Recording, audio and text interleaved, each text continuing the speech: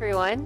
I'm Lauren Martin. I'm with Amplify Arts. We are a nonprofit that works to support artists with resources like collective learning, funding, space, and so it's really fun to be here tonight with these incredible artists. I know you got to meet them a little bit throughout the movie, but I'm going to let them introduce themselves. If you'll share your name, the role you hold in the community, and maybe a little overview of your creative practice. Not if that was kind of covered, but you can touch on it a little more, just in case. Go ahead. You want to start, Sarah? Yes. Hello, everyone. I'm Sarah. I'm a multimedia artist and now a mural artist, I guess. It was unintentional, but I'm happy to be here and painting murals in Nebraska and alongside all these amazing artists. What was the question about my art? I'm a class clown. I'm a Sagittarius. Yeah, roles you hold in the community. That's perfect. Yeah. I love public speaking. I will pass it on to Hugo. I'm also a class clown and a Sagittarius. And I also love public speaking. My name is Hugo Zamorano. Mainly a painter, but just artist is a good word to use with anything. I work on a lot of murals, a lot of spray painting. Been doing a little more airbrush lately. What else? Any other roles you hold in the community? I know you were introduced with Kent Billow's studio. I guess art mentor. Yeah, I guess. Great. Yeah, boxing coach. Yeah. Oh, goodness. Okay. I am also a muralist and painter mostly. I also teach at Creighton in the design program. Those skill sets have been very useful as a muralist and also just to help other artists figure out some of their colors and design processes. So I also am very lucky I get to work with what had been called Art and Infrastructure. We're working with Omaha by Design, but we kind of outgrew their nest, and we're now making our own as a new 501c3 called LALA, which is Local Artists, Local Art. We're going to be continuing doing murals and doing now also public sculpture. And then we also have a lot of other programs to help artists. It takes a lot to become a full-time artist. It's a lot of work. I think those of you guys who know full-time artists, we're probably the hardest working people you probably know. And we'll be providing grants and mentorship opportunities and fellowships for at least the next 3 years. That's where our funding goes. But we'll be working with a lot of our local artists. We've already worked with Hugo and Sarah and hope to continue that. And even collaborating with Amplify, like wherever we can to just, if the artists and administrators work together, we can do a lot more good.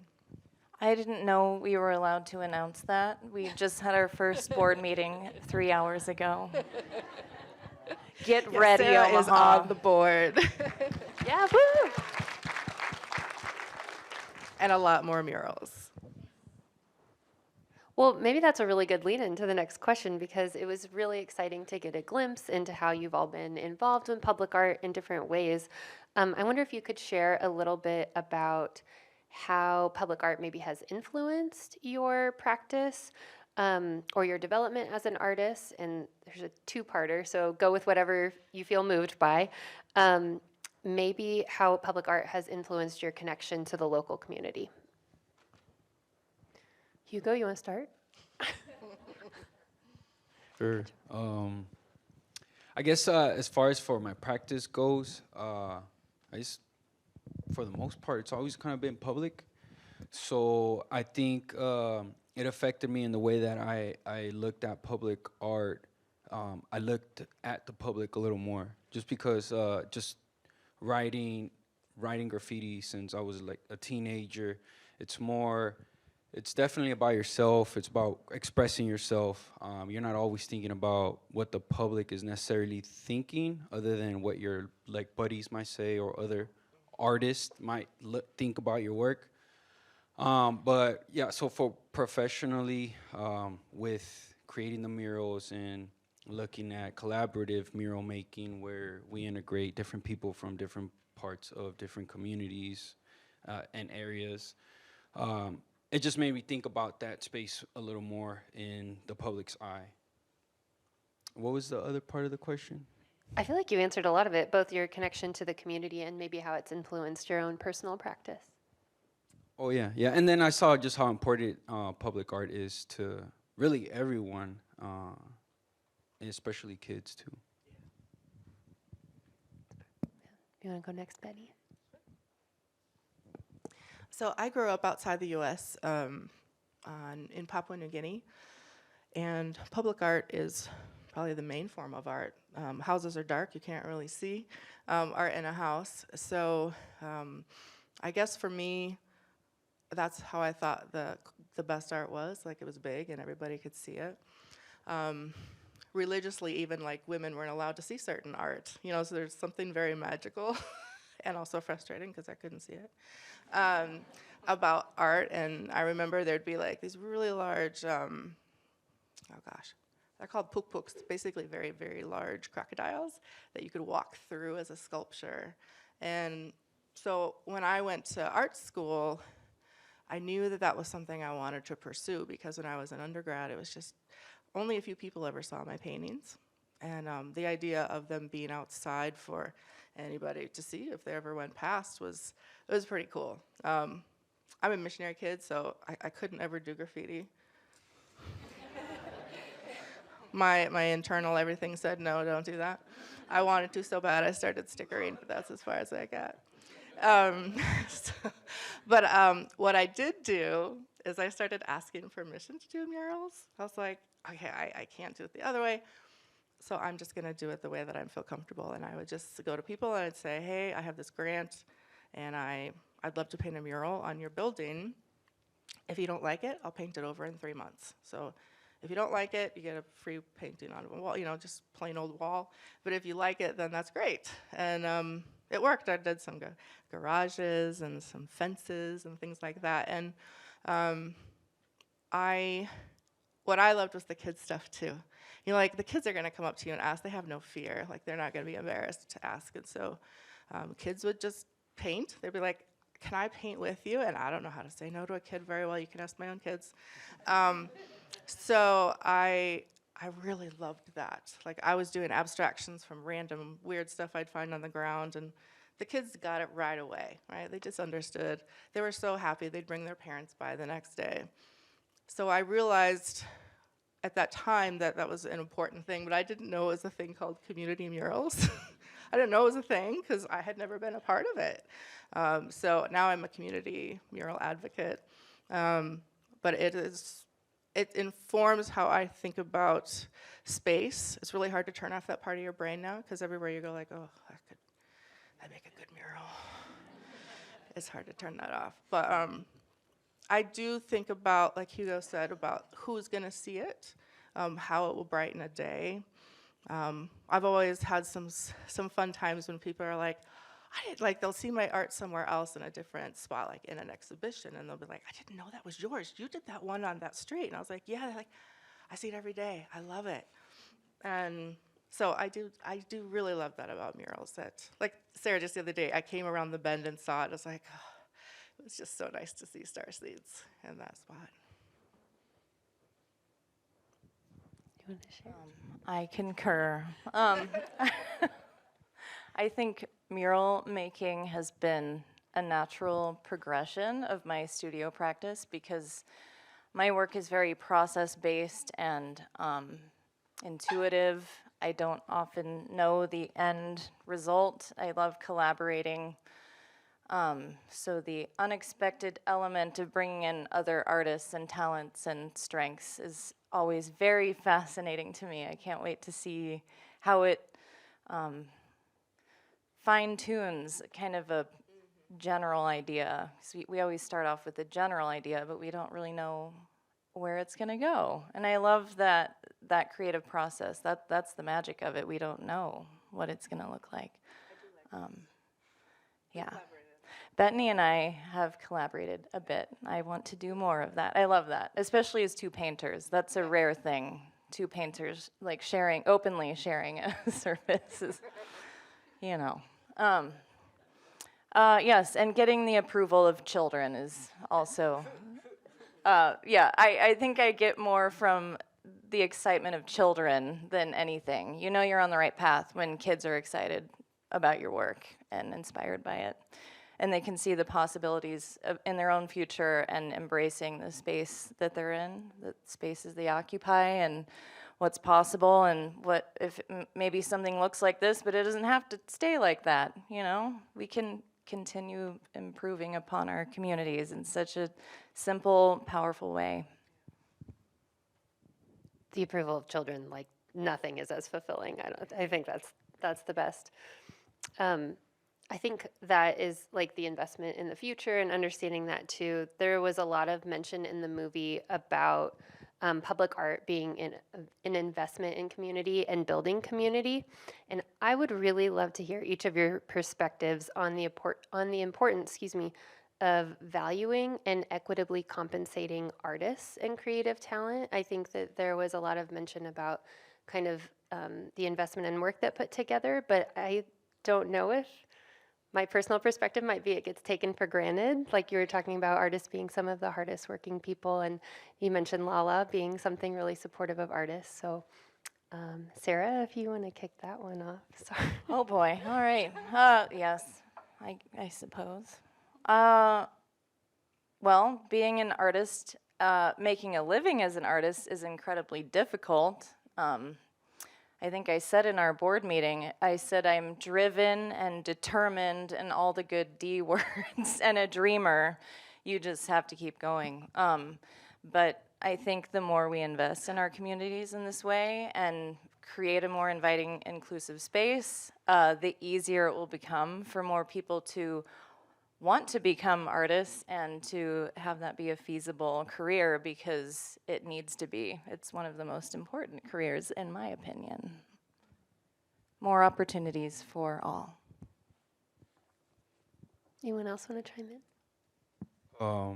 What was it about? About fair compensation and Yeah, just Oh. maybe your thoughts on compensating artists for their work in general, the opportunity for that here, anything. I guess a comment I wanted to make was it surprises me how many business owners I run into that are not willing to compensate adequately for a business expense, and they're driving around in a Tesla or a Mercedes truck, new, real nice clothes, but when it comes to getting some artwork done, it's like it's just surprising how many people I run into that are not willing to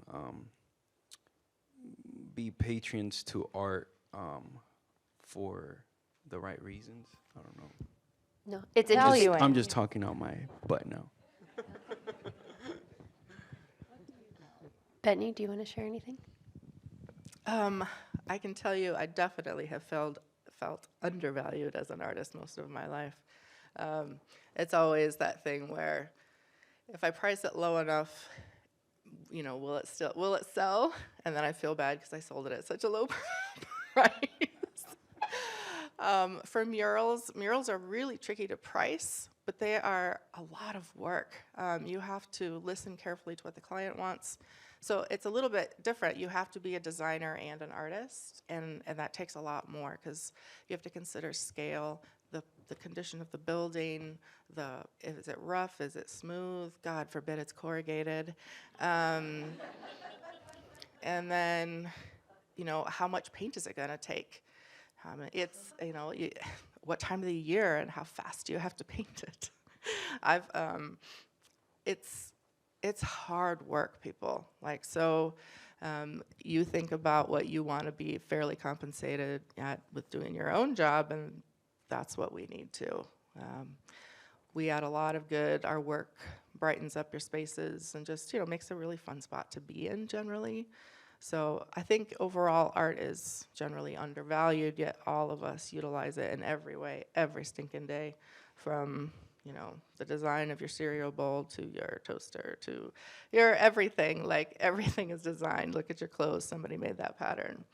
So it's a fight. It's a cultural change that needs to happen, where art is really valued for what it is and what it can be.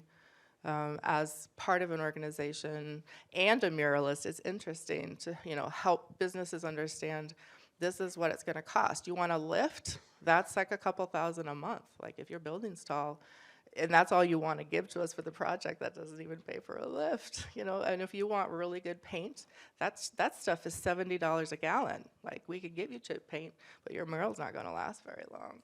So good murals, good design, it all takes money and time. Prep work for it And too. prep work. Yeah. I mean, you got a building that's falling apart. Sometimes. The mural's not gonna last. I know. And so you need to, spend a few $1,000s fixing the side of the building, and then we only. And then get you're all experts in all of that too by the time Of you course, we know everything about brickwork and et cetera. Yeah. Well, that part, we hire out, but then I got to pay that person or you got to pay the person. So, yeah, they're worth the investment, but they are investments. For sure. Sometimes maybe there's a disconnect in the accessibility of public art and the investment that you're speaking to, and what not only it takes to create, but really make it last too. I think that's something really important. This, I think, will be our last question before we take some questions from anyone in the audience. But there were a lot of powerful statements in the movie that reflect the unique accessibility of public art. Sarah, I think you called it art on parade. I loved.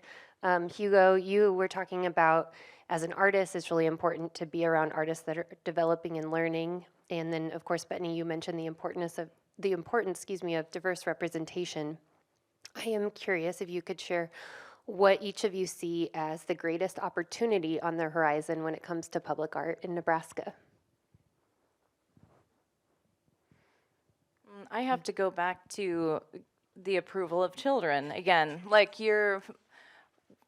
There hasn't been a single day that has gone by since I began Star Seeds where someone from the streets, a stranger, or someone on Facebook messages me. Every day I get messages from people, from all walks of life, and the truck drivers on site. I know Amelia, you're shaking your head. Amelia helped me paint the sun. That's very poetic. I love that.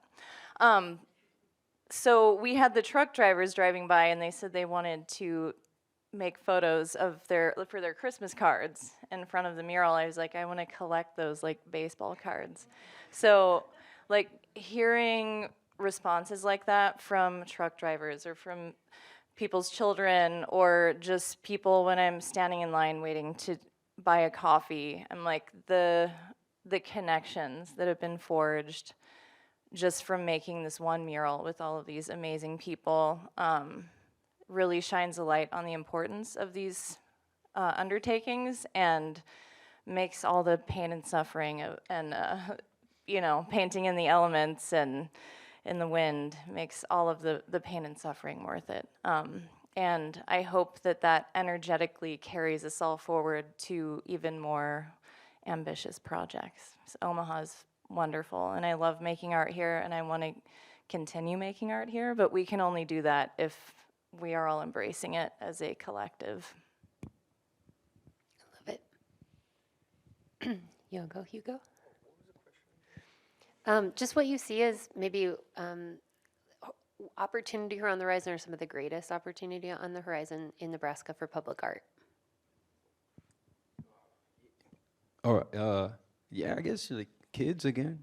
Goes back to kids. I mean, the more artists there are, the more I guess the more of sort of a guidebook there is for creating art, for making a living off of art, for sharing art, just using art.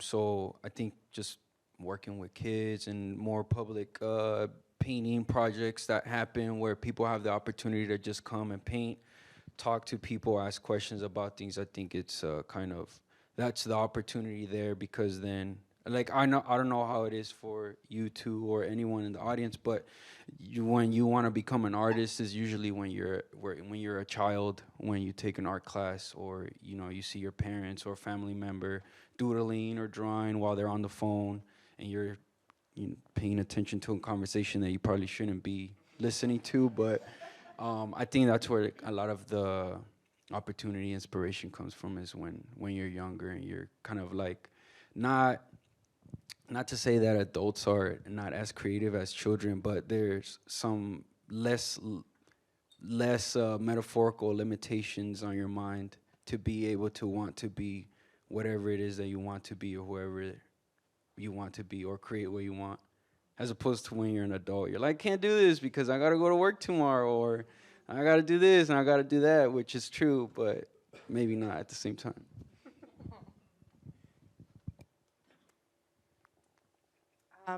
I feel like I'm looking forward to a continuing cultural change. We're seeing more and more murals everywhere, I think, and they're a really good vehicle for a lot of things, political messages, changes that need to happen, but they're also they can just be for beautification. Everybody likes to have something for a selfie or family portraits. I One thing that I've noticed, I have the ability, and because of my position and working with really great artists and talking to developers now and architects, and knowing that there's some really great ones in town that are planning into their buildings spaces for murals. To me, that's a change. That didn't used to happen. It was just like a random spare wall. Well, maybe we could put a mural on it. But from the get-go now, the architects and developers are planning these things. And for me, that's a really good sign. Artists definitely can be featured in that way. The other thing is that one opportunity for an artist that's larger, always can lead to another one and another one. And we're up for the challenge. Local artists have a ton of abilities. And when we don't have them, we'll learn them.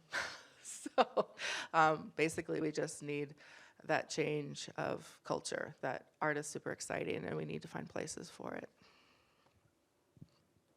Totally. Y'all spoke to, I also want to personally facilitate you receiving Christmas cards. It reminded me of like when doctors deliver babies and they get those. You've got all these little baby art lovers. I don't know. Maybe not the best analogy.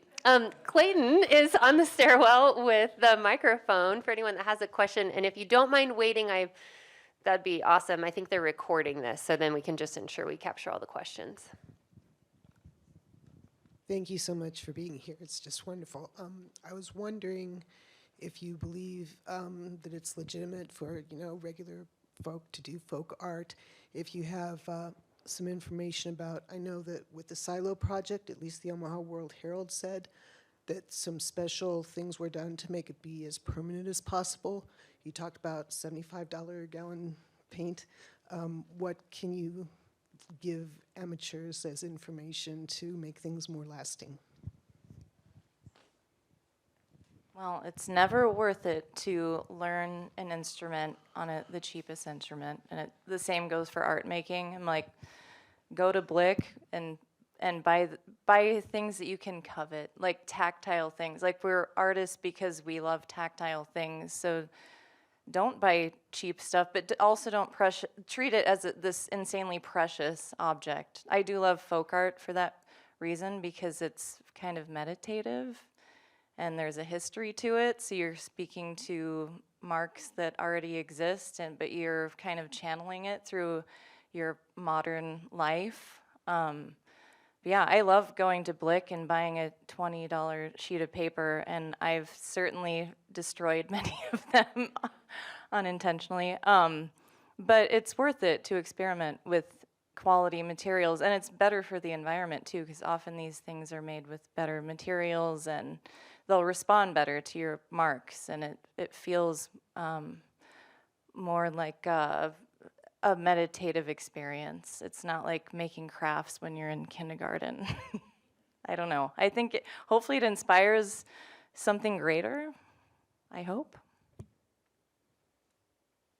I would say, as far as longevity goes for well, I guess paintings or murals. The preparation of the surface. So you want to have a clean surface, and then you want to prime it so that the primer sticks onto that clean surface. Because you can have a really dirty wall, and you can put primer over it, but it's probably still gonna come off after a while because of that grime that's behind that paint stuck to the wall. And then even then, just power washing or getting that grime off correctly, depending on the what material is on the side of the building, that can also make a difference as well on longevity. And then a clear coat, as far as like color retention goes, as far as like paint adhesion, I have not done any good research on it, but I know that it does help a little bit.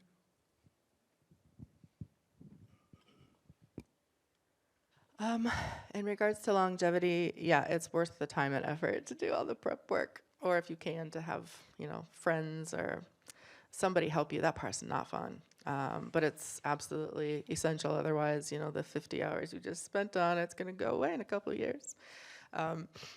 I also think that, things like really good brushes can make such a massive difference, and it seems like such a funny thing, but I can tell you that if you put me in a kindergarten room with those sable, horrible brushes with the plastic things I'm a really good painter. I will paint like crap with those.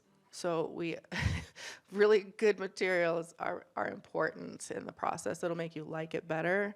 And yeah, longevity is work and it's a little bit of extra money, but I do think it's worth it no matter what you're painting. Other things that I would say is to help you enjoy the process, like I use stencils, I use projectors, anything that makes that process of getting the design onto the wall faster, do that. Don't hand draw anything. You'll be so miserable at the end of the day, especially if you have a rough surface. I think for all of us, like, we kind of all came into it basically untrained as muralists, right? We came into it as painters. You probably came into it, a little different, but still as a painter. And so, although you have a skill set I will never have, he can paint with an aerosol can, like, it's amazing. It is, I wish that everybody honestly could just like have sessions with a good mentor artist and good materials. I like doing workshops for adults because I can see that joy spark again that they lost a while ago. So yeah, it's all down to materials and patience, honestly. Some of this part is so boring. Podcasts are my friend. Any other questions?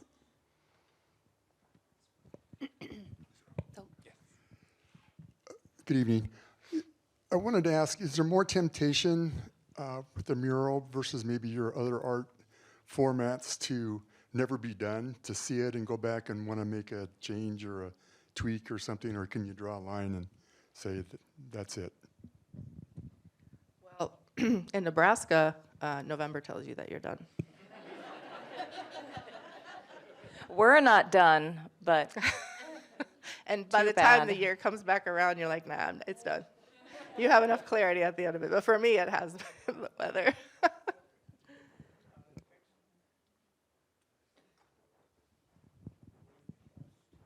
Nebraska have a 1% for art commission that goes with public buildings? Yes, they do. The Nebraska Arts Council runs that. Unfortunately, they don't ask for murals very often. They mostly want public sculpture. It lasts longer, and I think they just feel like they're getting more for their money, maybe. But yeah, I wish that there were more murals that were wanted. They brighten up the spaces so much better than a bronze sculpture sitting outside. I think there's one in the middle, and then back to you. Oh, From a resource standpoint, you covered a lot of material tonight, and it's not all going to stick in this 70-plus-year-old brain. So either through Nebraska Public Media or some other resource, is there a listing of all of this public art, maybe by community? And then a subpoint to that, Sarah's explanation of what her art meant on the silo was really incredible, but she's not going to be there at my elbow if I'm showing it to someone and I won't remember all of the meaning behind that art. So is there a resource that if we're talking with someone else about what did you see at the Magic of Murals, that we can direct them to a resource either to visit these communities and see these murals, and then once you get there, here's the meaning behind the murals? Perry Stoner, there you are. You started collecting a database with murals that many more murals that weren't even featured in the film, right? He can answer this. Yes, that's correct. So on our website, on our webpage, go to nebraskapublicmedia.org/murals. And we started collecting information about different murals around the state and divided the state into, Lisa, four segments, 4 sections of the state. And then we have a list within those that you can find by community and so forth. The background information about those is kind of sketchy. It's kind of hit and miss. We were getting the information from local chambers of commerce, local arts councils, and those kind of things. And some of them gave us more information than others. But we do have, I think it's pretty complete as far as like what the address of each mural is in the community, so you should be able to find it fairly easily. But yeah, so we started that, and a lot of the intent for doing that was to try to encourage people to get out and see the murals that we've got around the state. So nebraskapublicmedia.org/murals. Thanks, Perry. I think there was one more question, maybe right here. Do you have any thoughts or preferences on whether it's an east-facing wall, west-facing wall? Does it affect your choices in material or colors?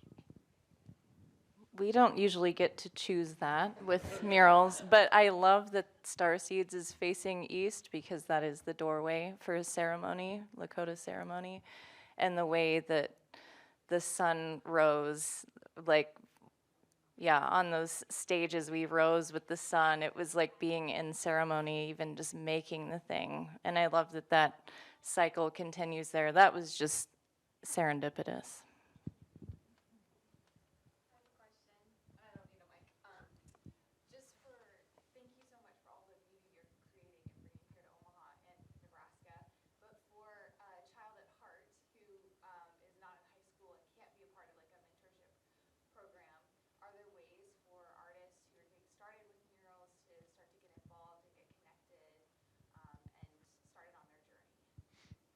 The question, just in case anyone didn't hear it, was, well, there was a thank you for the beautiful art, which echo, and maybe some resources for people who want to get started on their journey with murals if they're not in the school setting or don't have access to mentorship.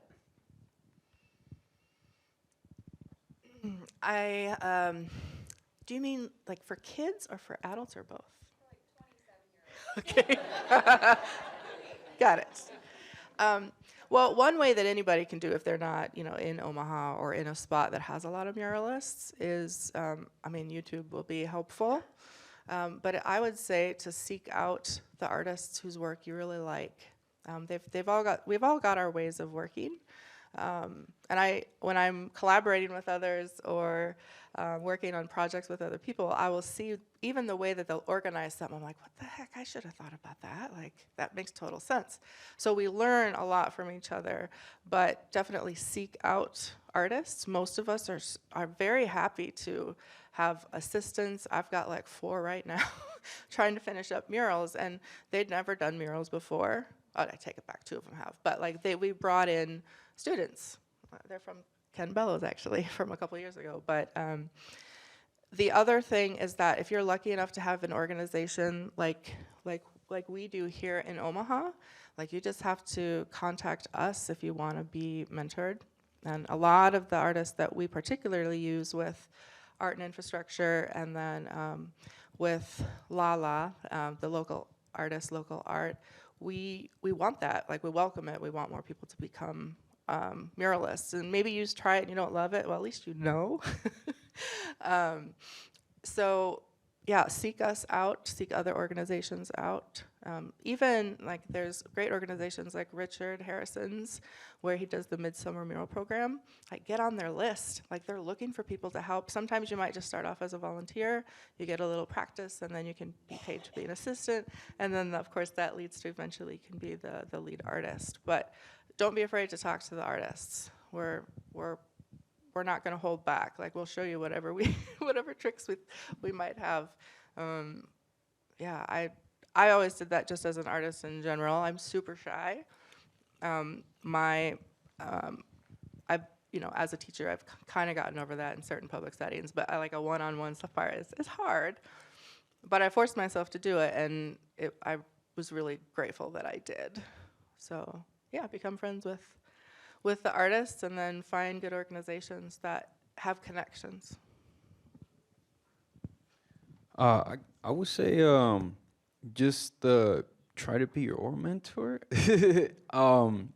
If you want to do a mural and you don't have space to do a mural and no one wants to pay you for a mural, we all have homes or family members that would appreciate artwork somewhere in their vicinities. So I think that is maybe like a good way to get a start off point for seeing how much material you're gonna need, how much time it's gonna take, maybe what your schedule is gonna be like, and then once you're done with that, if they're paying you or not, like if it's like your mom or your dad, they might pay you in food all the time, but which is fine for me. But then you kind of have an idea of how much you value your time, because you can always you could do all the murals for free, but do you want to be doing them for free? And you can charge $100,000-$200,000 for a mural. Is that what you want? Is that worth your time, et cetera, et cetera? So I think that would be like a good way to gauge what you might be getting into when doing a mural, and that way you have your own schedule and you finish it whenever you want. Yeah. I think developing your own style is also very important. Like, what's your iconography? I started off like as a kid just painting my bedroom walls, and as I got older, my friends' cars, and we would find furniture at thrift stores and paint it and just make some wild art and just take a million pictures and share it with people, and it just kind of spreads like wildfire, the marks that you make, and it gets the momentum going. Social media is great now too. I didn't have that. Like, you could share images on Instagram, and you wouldn't believe the connections I made on Instagram, just even as an established artist, like some of the opportunities I get just sharing images on Instagram. It can be as simple as that too. I think we have time for one last question. There's one in the middle there.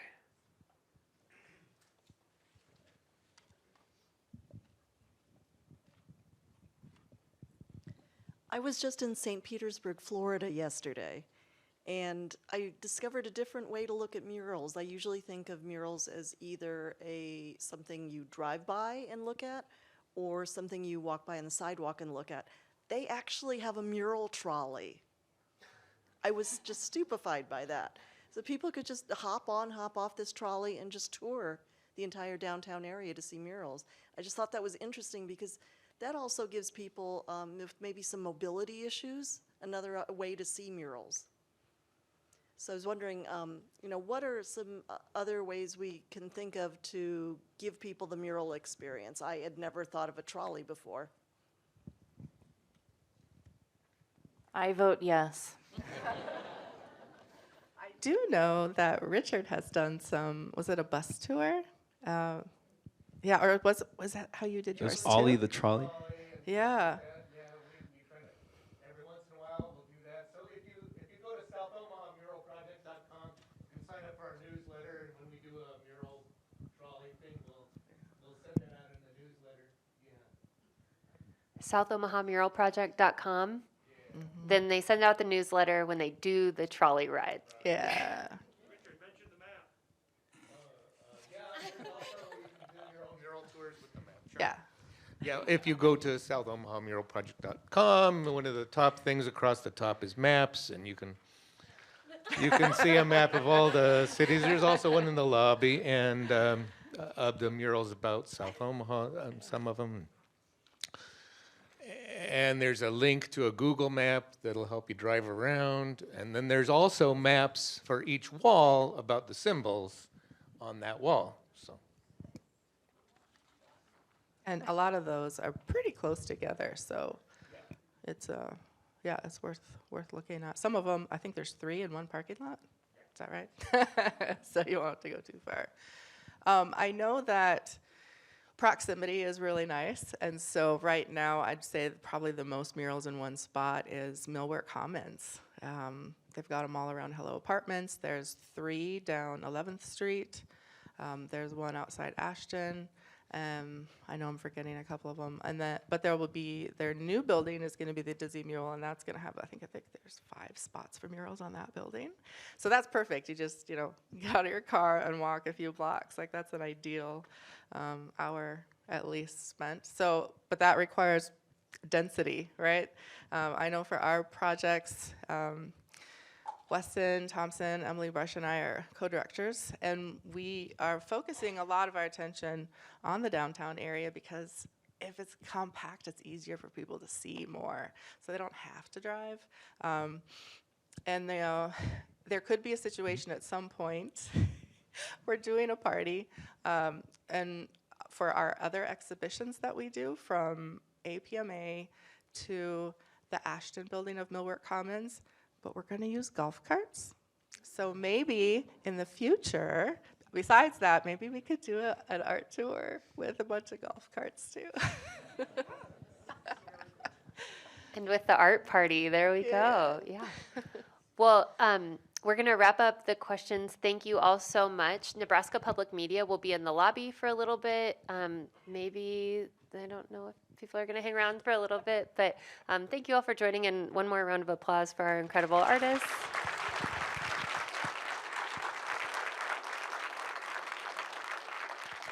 And thank you again, Film Streams and Nebraska Public Media. This was lovely. Have a great night.